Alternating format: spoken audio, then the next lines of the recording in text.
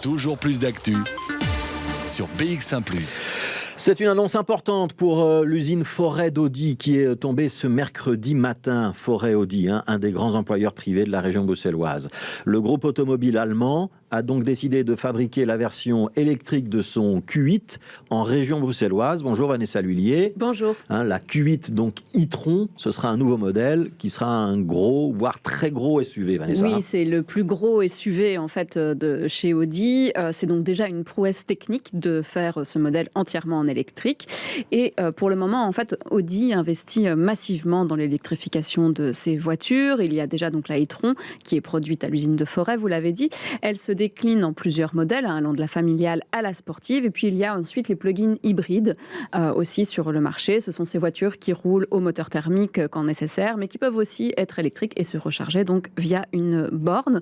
Là, la marque allemande s'est plus diversifiée avec quasiment tous ses modèles, allant de la 3, la 6 ou encore la 8.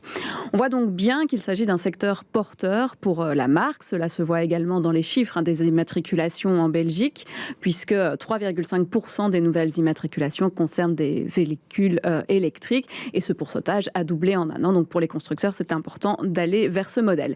Alors pour l'usine d'Audi Forêt, c'est évidemment aussi une bonne nouvelle que la maison mère décide de proposer un nouveau modèle sur la chaîne de production. Grégory Dascott, le délégué permanent de la FGTB à Audi Forêt, a donc le sourire. C'est toujours une très bonne nouvelle d'avoir des perspectives à moyen, voire long terme. Parce qu'ici, on parle quand même d'un lancement pour 2026. Et donc, quand on sait qu'un modèle est fait pour 4, 5, 6 ans, ce qui est la durée en général d'un modèle, voilà, ça nous amène au-delà de 2030. C'est une très bonne nouvelle en soi.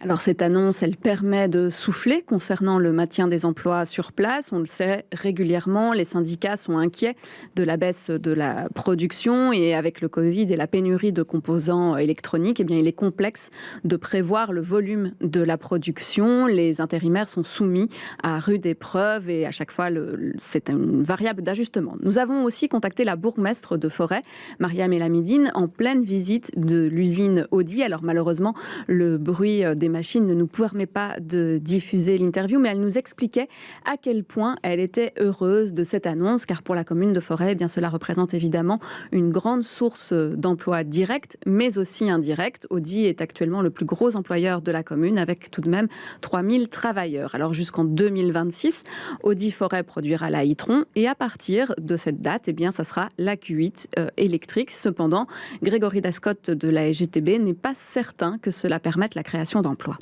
Il y a deux éléments importants pour convertir un modèle en emploi. C'est le temps de fabrication du modèle et le volume de voitures à assembler annuellement.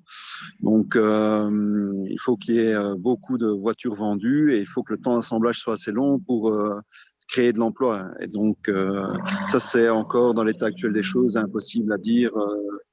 Donc, impossible de mesurer pour le moment les retombées sur l'emploi.